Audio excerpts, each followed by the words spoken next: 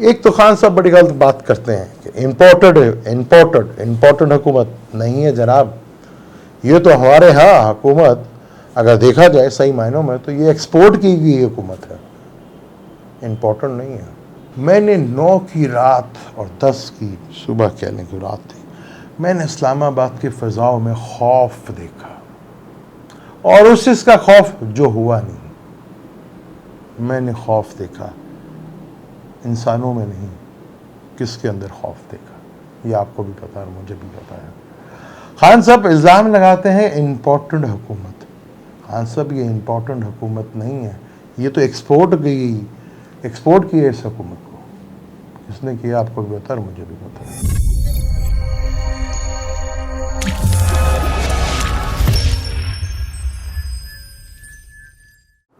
Welcome to Salim समी channel. मैं हूं आपका एस्ट्रोलॉजर सलीम समी। आज फिर वहीं से सिलसिला शुरू करेंगे जहां से हमने ख़त्म किया था, यानी कि हम वहीं जहां से हमने पहली वीडियो का सिलसिला शुरू किया था 8 मार्च को, जब नो कॉन्फिडेंस का तहरीक आई थी वज़ीर आज़म के ख़िलाफ़ जो अपोजिशन लेकर आई थी, वहीं से सिलसिला शुरू करते हैं। लेकिन उससे पहले इन बिटवीन जितने भी ये सिलसिला चलता रहा, मुझे सैकड़ों के हिसाब से और हज़ारों के हिसाब से फ़ोन कॉल्स और मैसेज व्हाट्सएप पे, वीडियो पे बेशुमार मैसेज आए। मुझे हर बंदे ने कहा कि सर हम दुआ कर रहे हैं। मैं वहाँ पे खामोशी इख्तियार करता था, चुप कर जाता था कि हर बंदा कहते हम बहुत दुआ कर रहे हैं, हम बहुत दुआएं कर रहे हैं। मेरी वहाँ खामोशी जो है, खामोश हो जाता था, क्योंकि आपकी ये दुआएं जो हैं वो पार्लियामेंट में तो चली जो 3 तारीख को फैसला हुआ, जैसे मैंने पहले कहा था, लेकिन ये दुआएं आपकी सुप्रीम कोर्ट में नहीं चली, वहाँ कुछ और ही चलता है। मैंने जैसे कहा था कि अपोजिशन जो अदम एतमाद की तहरीक लेकर आई है 8 मार्च को, वो टाइमिंग सही नहीं थी। अपोजिशन जो अदम एतमाद की तहरीक लेकर आई थी 8 तारीख को, वो टाइमिंग सही नहीं थी। उसमें मैंने कहा था कि इमरान खान साहब कहीं नहीं जा रहे। जो भी उसका तरीक़ाकार था, जितना भी उसका टाइमिंग था, वो आखिर एक दिन डिसाइड हुआ, संडे का जो 3 अप्रैल के ऊपर डिसाइड हुआ कि उस दिन वज़ीर आज़म साहब की अदम एतमाद की तहरीक जो है वो होगी। उस दिन पूरा पाकिस्तान ये सोच में पड़ गया था कि आज शायद खान साहब जो हैं वो उतर जाएं। उसी चार्ट को देखकर मैंने प्रेडिक्शन की थी कि खान साहब, बल्कि कैलकुलेशंस की थी कि खान साहब कहीं नहीं जा रहे, और वो आपने देखा कि 3 तारीख को जो अदम एतमाद की तहरीक आई थी वो कैंसिल हो गई। मैंने जो कहा था, जो कैलकुलेशंस की थी वो पूरी हुई थी, अल्लाह के शुक्र से। अदम एतमाद अपोजिशन लेकर आई थी, और वो हाल भी आपने देखा होगा, जिस तरह जब वो वहाँ पे पेश हुई और अपोजिशन जिस तरह हक्का और बक्का रह गई, वो मंजर जो है काबिल दीद था। ज़ाहिर बात है उनके जहन में ये होगा कि जो इतना बड़ा कुछ हो गया है कि हम अब सुबह जो है, इतवार का दिन था, छुट्टी का दिन था, अब सुबह ही हम अगर इस फैसले के ख़िलाफ़ जाना कोर्ट तो सुबह ही जा सकते हैं। लेकिन फिर अचानक 3:30 बजे के करीब एक गायबी मदद आती है। सुप्रीम कोर्ट छुट्टी वाले दिन सुमोटो ले लेती है। ये भी पाकिस्तान में एक अजीब हिस्ट्री का वाक़या है कि छुट्टी वाले दिन सुमोटो हो जाता है और उसके ऊपर अदालत लग जाती है। फिर वो 4-5 दिन जो चला उस हिसाब आपके सामने है। फिर ये अपोजिशन से निकलकर हुकूमत और सुप्रीम कोर्ट के दरमियान ये अदम एतमाद की तहरीक आ गई। उसके बारे में फिर मैंने कोई वीडियो नहीं बनाई।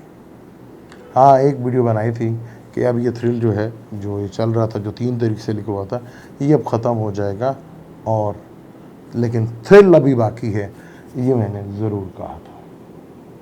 उसके बाद मैंने वीडियो नहीं बनाई।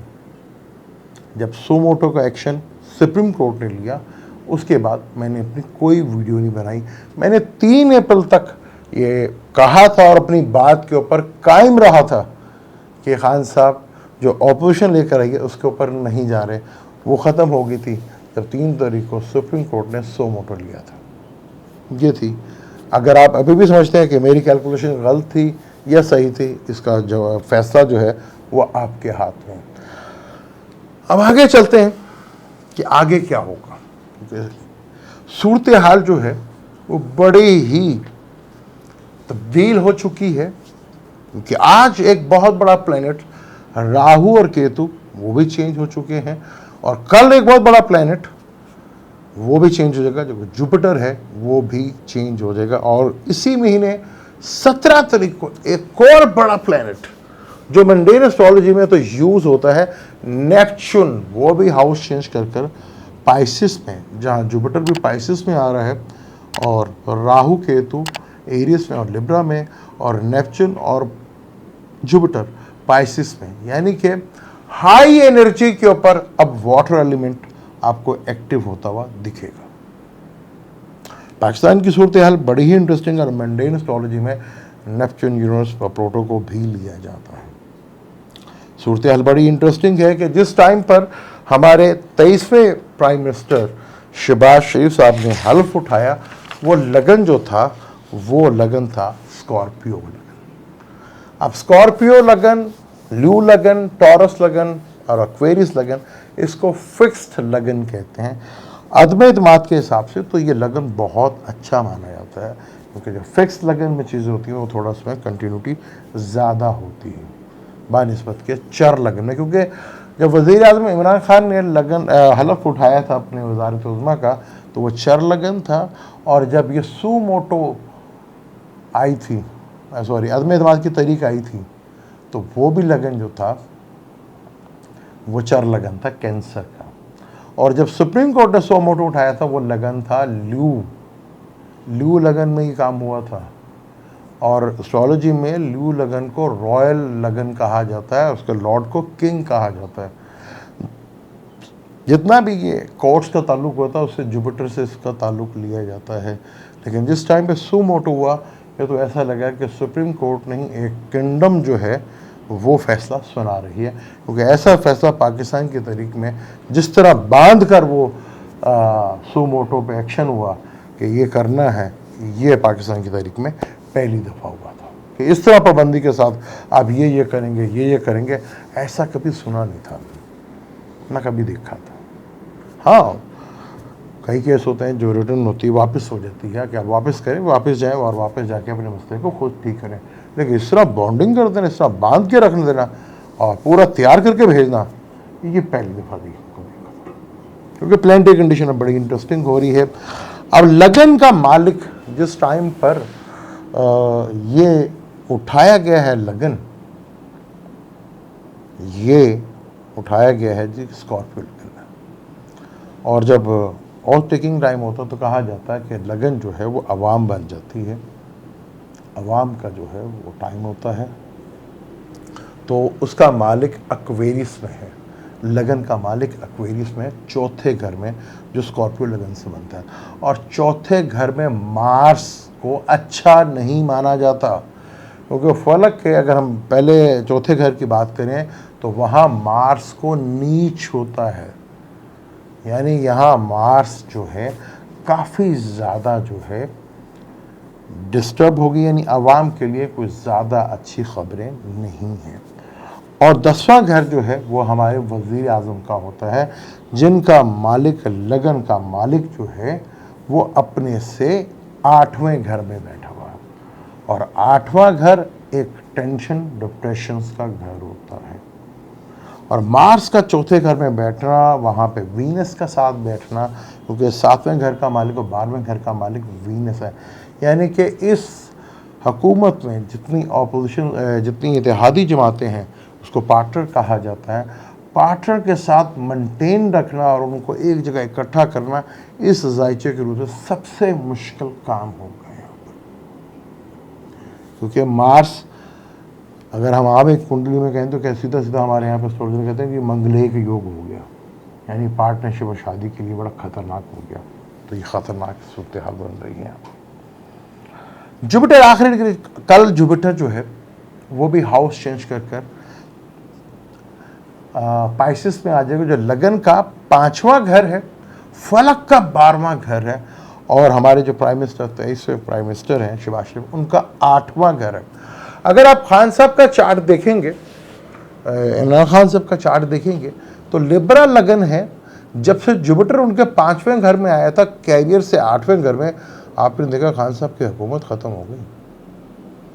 अगर उनका चार्ट देखें ना आप, तो जुपिटर में केतु की दिशा, बाय बर्थ केतु उनका 10th हाउस का है, और एस्ट्रोलॉजी में, नाड़ी एस्ट्रोलॉजी में सैटर्न को कैरियर और जॉब का मालिक कहा जाता है।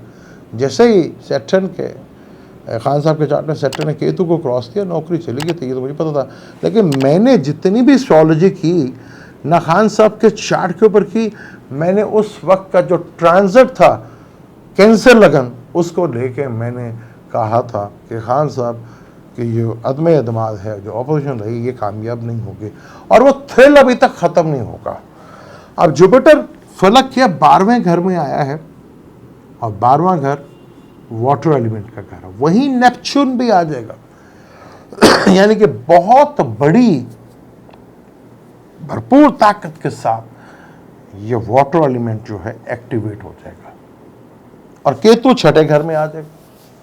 अब केतु मार्स के ही घर में आया है, यहां लड़ाई झगड़ा, टेंशन, लिटिगेशन, डिप्रेशन का टाइम, 6ठा घर होता है लगन से 6ठा, तो यहाँ चीज़ें जो हैं और काफ़ी डिस्टर्ब होती भी दिखेंगी, और यहाँ चीज़ों में काफ़ी हद तक प्रॉब्लम जो है वो फेस करते भी नजर आएंगे। और अभी मार्स सैटर्न का रिलेशनशिप ख़त्म नहीं हुआ, नक्षत्र वाइज भी रिलेशनशिप है, और एक्वेरियस भी सैटर्न का ही घर है, और राहु अब एरियस के नक्षत्र में, यानी कि पूरी तरह हीम्ड कर दिया है।